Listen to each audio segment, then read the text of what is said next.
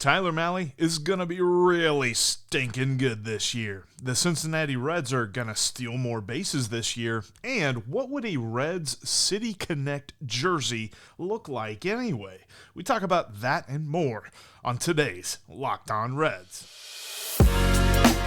You are Locked On Reds, your daily Cincinnati Reds podcast, part of the Locked On Podcast Network, your team every day. You are Locked On Reds with myself, Jeff Carr, and my co-host Stephen Offenbaker is actually not in with me today. He'll be back tomorrow, but that's okay.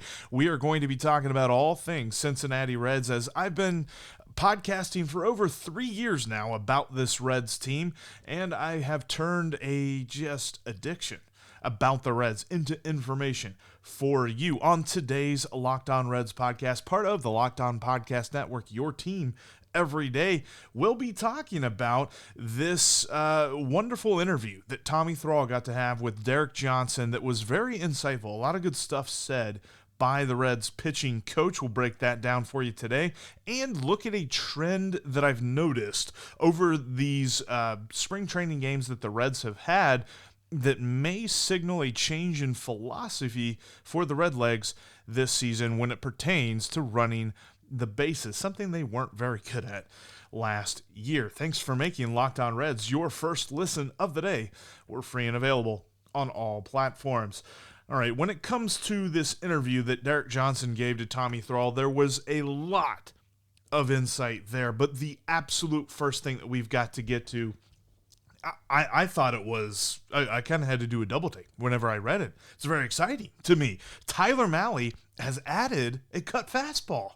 We're talking about a dude who last year we were like, okay, he's a 3-pitch pitcher. His slider's almost a waste pitch anyway, so he's really a 2-pitch guy. What's that going to look like moving forward in his career? Now, through his couple of spring training appearances, that slider has looked phenomenal and really gotten hitters to swing and miss. He's been able to locate it for strikes.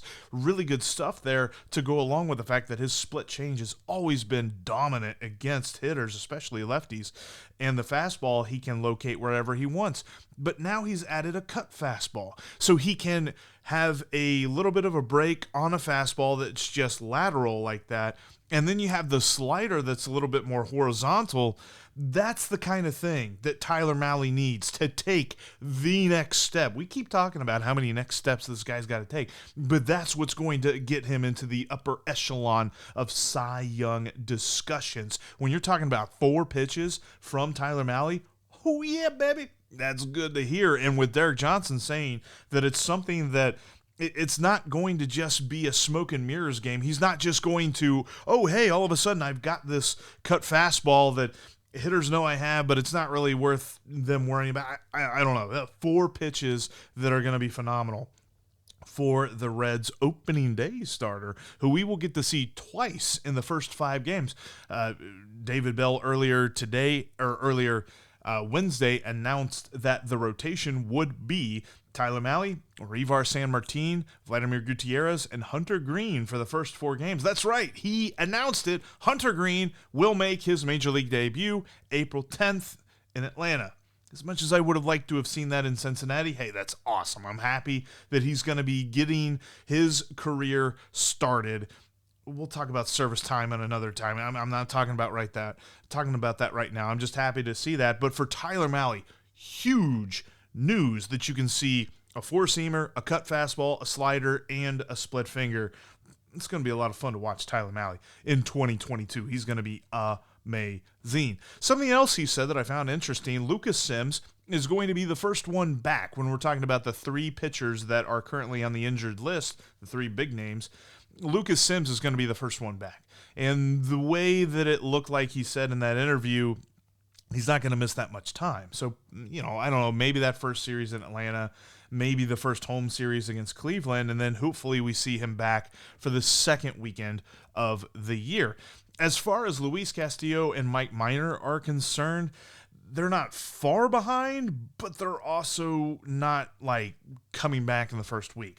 I would expect we probably see them whenever they return home to play, like the Cardinals or something like that. Maybe they join them out west when they go out to play the Dodgers and the Padres, but more than likely they're going to be conservative with them because as that West Coast road trip goes along, you're still going to be able to run with the 5 guys that you have to start the year. So I think that the 5 guys that they've set up as the rotation, which actually I say 5 guys, they've only announced 4, but I firmly believe Nick Lodolo any day now will be announced as the 5th starter. But you're going to be able to pitch those guys and not get them super tired there at the beginning of the year. But Castillo and Minor aren't as close as Lucas Sims. It's good to hear Lucas Sims is not far away. Question marks remain, though, when it comes to that 5th spot. And he didn't specifically say, Derek Johnson, in this interview with Tommy Thrall, he didn't specifically say that Nick Lodolo is going to get it, but he had this really good quote that I think pretty much points to Nick Lodolo getting it.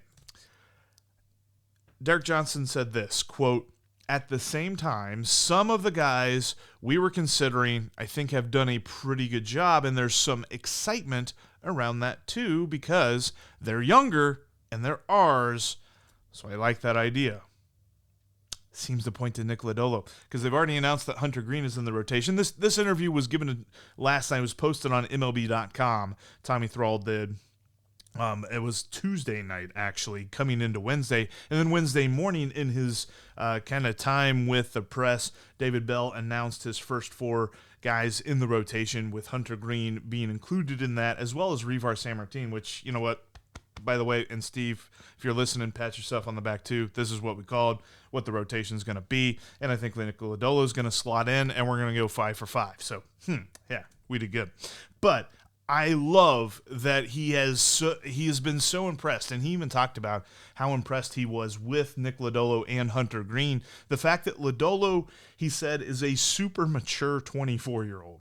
I don't know about you, but I wasn't super mature when I was 24.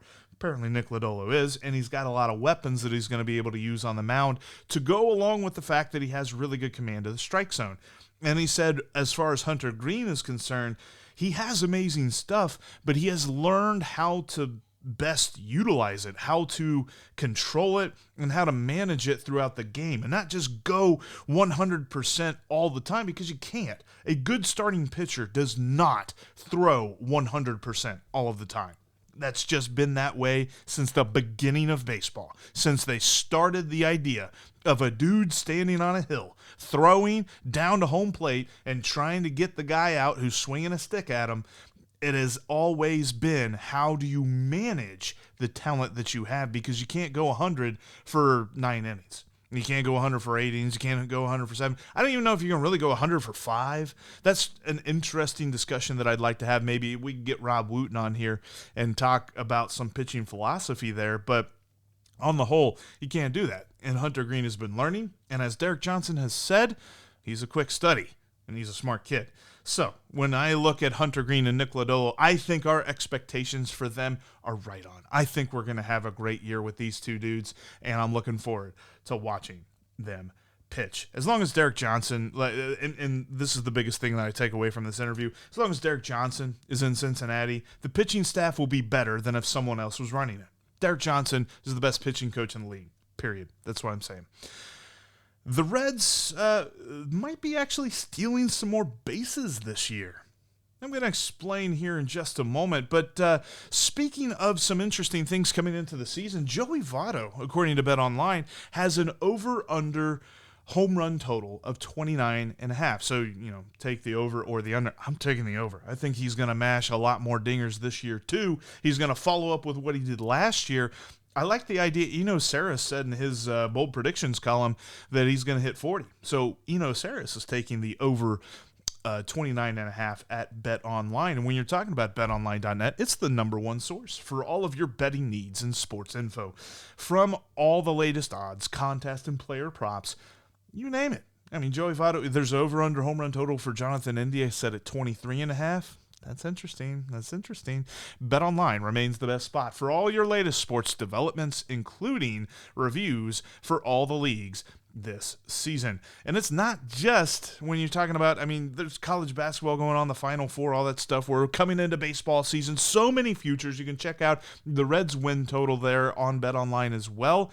They've got everything, including UFC and boxing. Check them out today, betonline.net.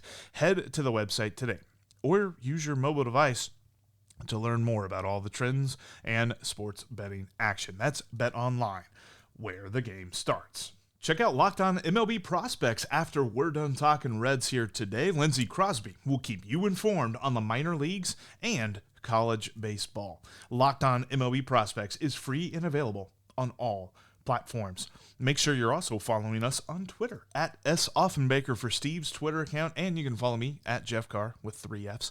And you can follow the show at Locked On Reds and subscribe on YouTube. Lots of following you need to do if you're not already doing so. All right, so this spring has been intriguing to me for a strategical reason. And I don't know, maybe this is just a spring training thing that they just want to try and see how many guys and how many prospects and things like this can steal a base. But the Reds have been stealing a lot of bases. I don't know if you noticed this or not. They're third in Major League Baseball during spring training. They have 11 steals. Okay, 11 steals, that's not that much. But when you look at where they rank amongst all the other teams compared to last year, that's huge. Last year, during the entire regular season, the Reds stole 36 bases. And they've already stolen 11 in 11 games or 12 games, or I forget how many they played in spring training so far. But yeah, it seems to be a trend to me. And if you think about it this way, last year, they really only had Jonathan India as a base stealer. Jose Barrero didn't get a lot of regular playing time. You're not going to ask Kyle Farmer to steal you a base. Definitely not Eugenio Suarez, which, of course, now he's in Seattle. Jesse Winker, he's not stealing a base, but he's in Seattle. Doesn't matter. Nick Senzel, he can steal you a base, but he wasn't on the roster for most of the year because he was hurt. Now he's back. And with Jose Barrero coming back eventually, I think you're still going to have some running there. And Tommy Pham brings a little bit of stealing base up. He's not going to steal 20 bags for you, but he could probably steal 10 or 12. It'd be interesting to see. I think of this as a change in philosophy for David Bell. And I know that it's not the most sabermetrical correct statistic, and it's not necessarily something that analytics are telling people to do, because I think the average success rate of any team is like 70%. Last year, it was only 60% for the Reds. They were bad at stealing bases. But I think on the whole, David Bell might be showing a little bit, I don't know, of maturity, but maybe just a change in philosophy when it comes to how he approaches the run game. The Reds didn't do it very much at all last year. They were last in stolen bases. I think they were last in overall success rate. They weren't the worst as far as getting caught stealing, but that's just because they didn't steal that much. They only had 60 total attempts, but they were caught on 24 of them. That's terrible, man. That's awful. So I look at this and I say, this is obviously an area for improvement for this Reds team, because as much as we try not to harp on what actually goes on during a spring training game, the stolen bases that they have done have really done a good job of kind of opening up the game for them. This is something that they've looked pretty decent at, not only just the actual success of the stolen base itself, but it's set up some nice hitting situations for the Redlegs. So I'd like to see it a little bit more. I'm not saying they need to do it every game, and every time Jonathan India's on first, and every time Nick Senzel's on first, they need to be stealing second base as soon as they possibly can. But I like the chances of this Reds team including the run game a little bit more in their strategies. And you're probably talking about some hit and run scenarios as well. I know that that's kind of a hard thing to quantify, because it's not as if somebody is sitting there saying, okay, that was a hit and run play right there. We're going to mark it down on a chart and things. Maybe there are. If there are, give me a holler in the comments section. But when it comes to what the Reds seemed to just punt last year, and then other than that, there were so many times you could point to a base running gaffe in the regular season being a huge change of events for the Reds and a huge change of events as to how the outcome of the game was decided. I think that this year they'll be a little bit better in the base running category. And I think that was part of the whole non-flexible roster. I think a lot of that, probably 90%, if we're honest, of Nick Krall's quote from a few days ago talking about the roster flexibility, I think 90% of that was due to financial reasons. But you can also look at it and say they weren't very good defensively, and they weren't very good on the base paths. They could hit, but those other two things, they kind of just punted. I think they want to incorporate that back into their game. And Tommy Pham, defensively, pretty good. Nick Senzel, defensively, pretty good. Hopefully he's going to be healthy all year. And both those guys can run the bases. And then Jose Barrero as well, defensively. And he can run the bases. I look at this and say, you know what? This was an area that last year, as I was evaluating this Reds team and kind of trying to figure out exactly what they were going to be and how they were going to win, I was almost okay with them punting this. But we knew they weren't bringing back Nick Castellanos. And for the most part, with the moves that they have made otherwise, it's nice to see that they are incorporating those elements of the game back into this team's roster construction. There's still a lot of question marks to be had otherwise, but at least I'm looking at what David Bell has done this spring, and I think there is some extrapolating we can do, even though it's a small sample size and it's spring training.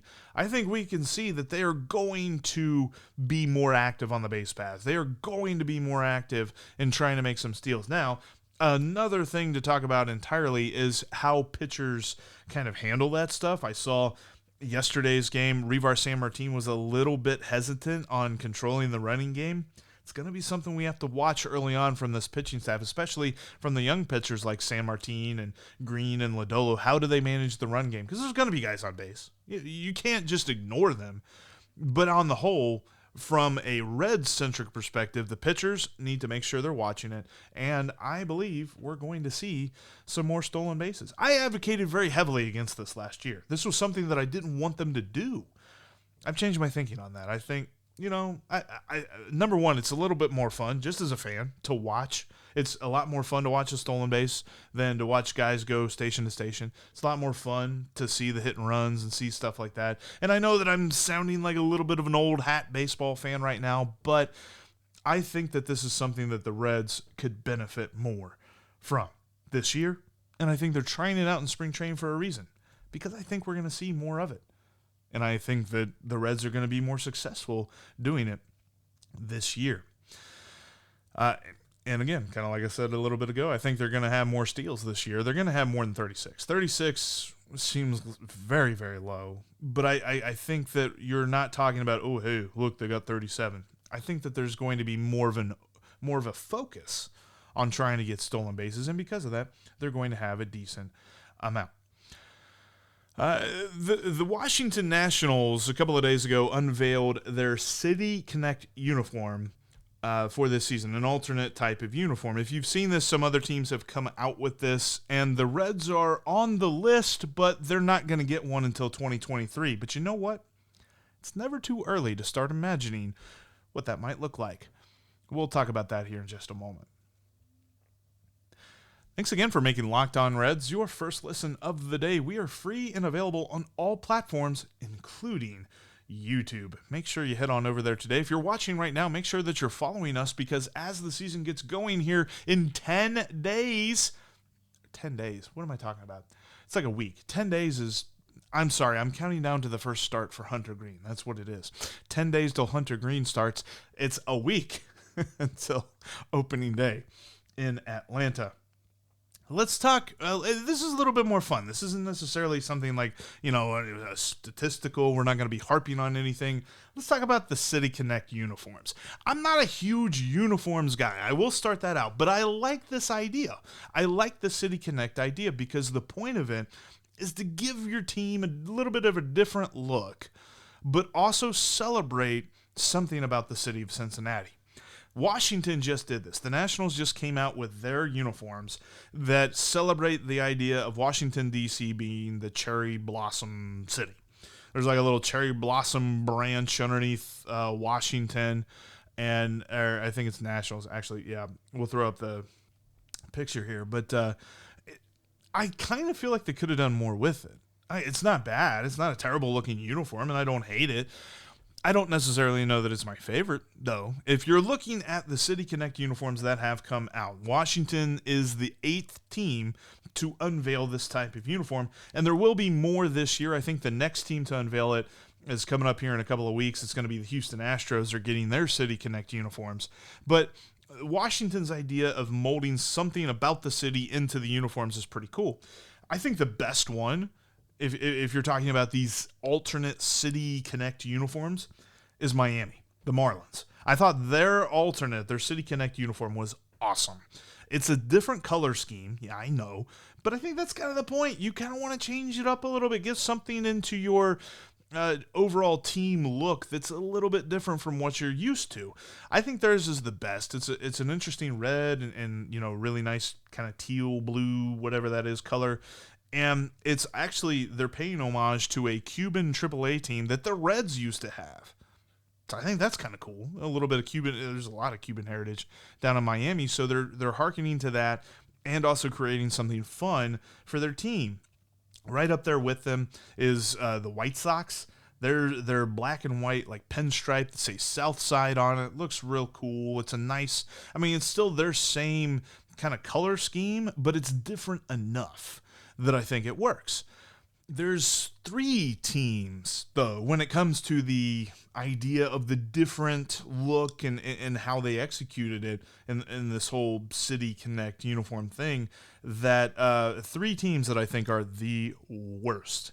3 tied for the worst, anyway. The Giants, the Dodgers, and the Cubs. They're all terrible. These uniforms are not different at all. And in fact, when you look at the Dodgers uniforms, they look like the exact same uniforms. It just says Los Dodgers. Congratulations. And the Cubs, the whole Wrigleyville aesthetic and the navy blue and all that, it's not that much different. Pretty much the same color scheme.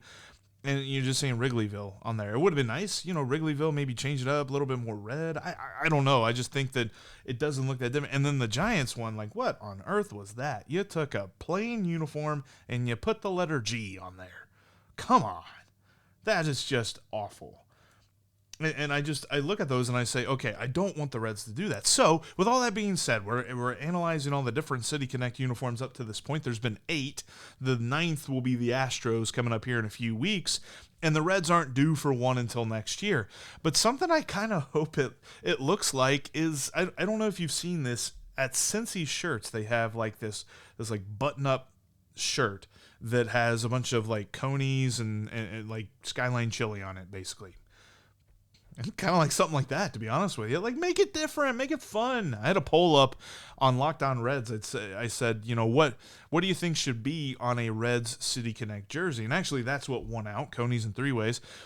Road construction was the second one. That was more of a jokey thing, but I was curious to see how many people said it. But that's, when you're talking about what goes on around the city of Cincinnati, it's hard to argue that road construction is not a big thing. It's always going on. Nick Lachey came in last, and then also a hippo, Fiona. That'd be kind of fun. I don't know. I could also see like in a more serious light, maybe a City Connect jersey that somehow incorporates Fountain Square. I think that'd be kind of cool. Have like, Cincinnati across the fountain and all that. That'd be kind of sweet. I don't know how you would get that to work on a shirt, but I don't know. Like when I saw the Nationals jersey, and I saw the cherry blossom branch and all that different stuff, I thought, you really could have made that almost like a Hawaiian shirt. Just have cherry blossoms as a Hawaiian shirt.